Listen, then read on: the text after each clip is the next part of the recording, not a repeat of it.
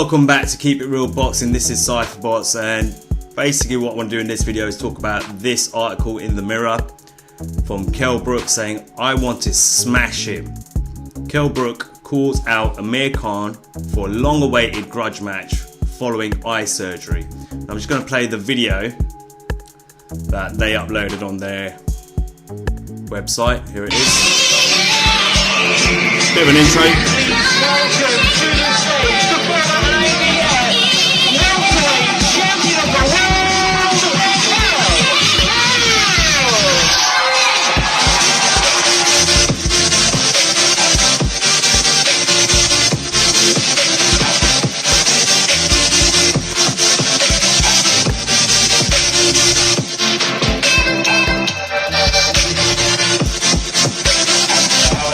Beating that Queen Carno. Well, that was what I was talking about.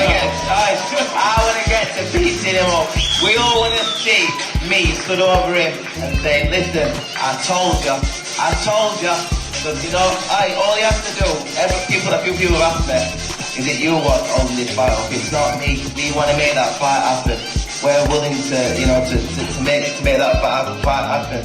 We all want to see it. I want to smash him. Okay, there you have it. Kell Brook says he wants to smash him. You know, I've talked about this fight before because I've talked about, of course, Amir Khan talking about in the past where he's talked about his comeback trail. He wants to avenge his losses to Lamont Peterson and Danny Swift Garcia. And then I think if I remember in that one, he mentioned Kell Brook as well. After those fights, after he avenges those losses. Here's my opinion on it. Okay, I've said this before, I'm going to say it again. These guys, we've been waiting for this fight for years.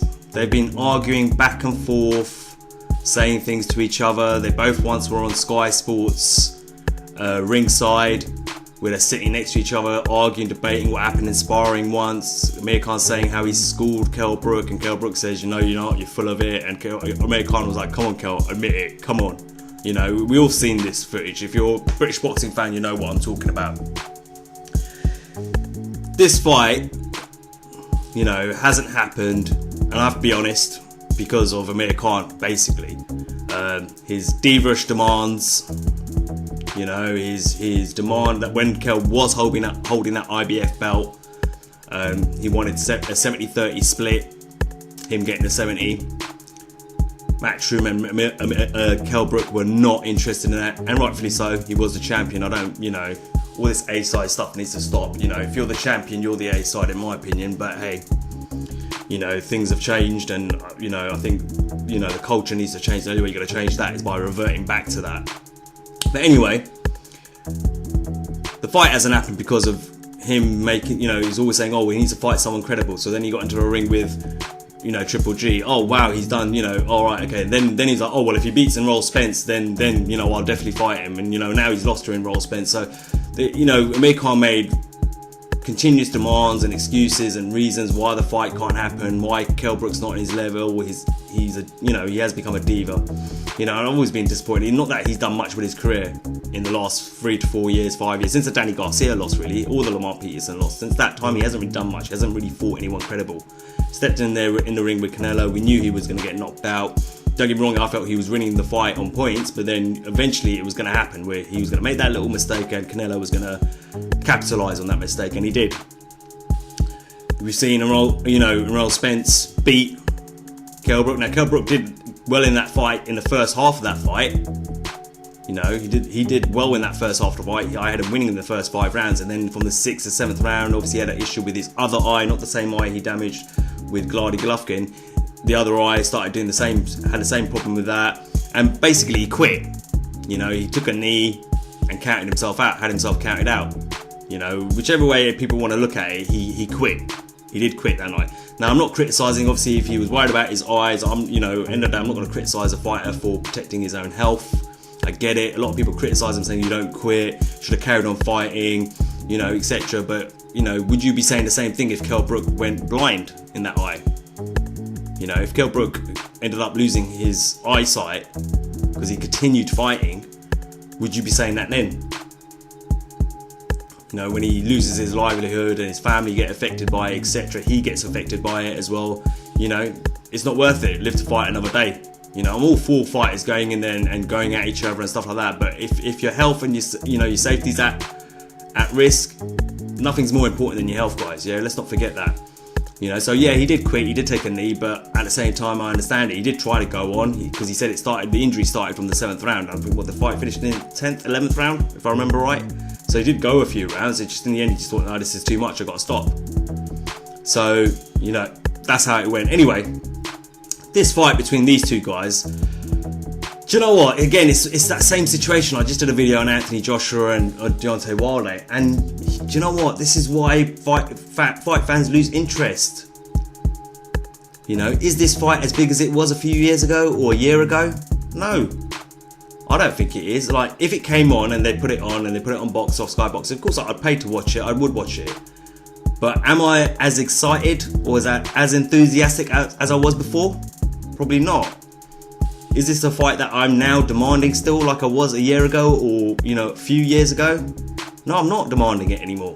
I was a year ago. I was demanding this fight. I was like, I want to see this fight. Come on, get it on. You know, I was excited about the thought of these two getting in the ring with each other. But now, you know, and this is what I'm on about. Yeah, this is what I talked about in my Anthony Joshua Deontay Wilder video earlier, which is just talking about marinating a fight, letting it build. Well, this is what happens when you let fights go, when you wait 2, 3, 4 years for a fight to happen, and then when it comes around, you're not as excited as you used to be. You're not, because you just think, look what's happened to these two in the last few years in terms of their career. Well, Kell in the last year or so, and then Khan in the last few years. You know what I mean? Now it's just a fight. It's just a fight I'd like to see if it happens, but if it doesn't happen, I'm not going to lose any sleep over it. I'm not going to cry about it. I'm not going to complain. If the fight never happened, I'll be like, whatever, never happened, so what? Plenty of other better fights out there. That's how I feel about this fight. And this is what I'm on about, this whole, let's let it marinate, let's let it build, and then you got one side being this diva-ish A side, and I'm an A side, and I've got this ego, and the other one saying, no, you're not, I'm the one, and blah, blah, blah. You end up ruining it, and that's what they've done with this fight. So this fight is just a fight now. It's not as great as it used to be. That, in my opinion, I know if you disagree with that, that's fine. I understand that. I'm not knocking you guys disagreeing with me. If you still feel this is a big fight and you're excited by it and you're enthusiastic about it, fine, that's great. You know what I mean? But for me personally, I'm not enthusiastic about it at all. If it happens, it happens. I'll watch it. Hopefully, if the fight happens, it doesn't disappoint. You know, we get good entertainment out of it. But if it doesn't happen, I'm not going to lose any sleep over it. I'm sick and tired of talking about it. This is what annoys me about boxing. You make fans wait and wait and wait for so long that eventually you just think, I couldn't care less anymore. And I don't care whether it happens or whether it doesn't happen.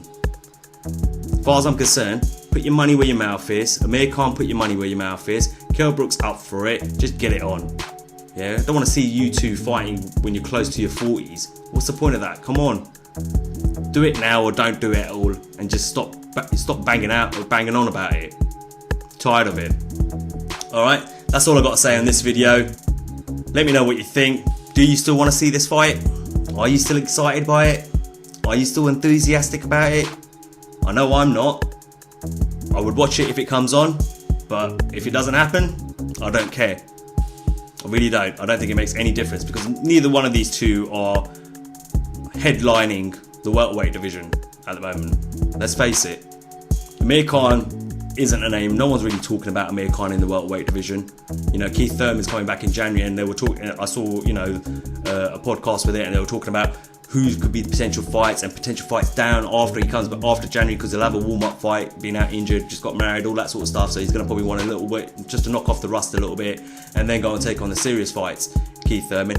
Was Amir Khan really mentioned? I didn't hear him being mentioned or really being talked or bigged up. Same with Kell Brook. So at the moment, they're not relevant in the welterweight division. They have to make themselves relevant again in order to be able to, to get me excited about this fight again. Basically is what I'm saying. So let me know what you think. Do you agree? Do you disagree with me? I don't mind that if you disagree with me, of course. But just want your thoughts on it. Do you think this fight's still as big as it was? Or do you think, yeah, you agree with me, it's lost a bit of you know, its appeal. It's lost a bit of stock. It's devalued. Alright, let me know in the comment section. As always, like, share and subscribe. Until next time, this is Cypherbox reminding you to keep it real.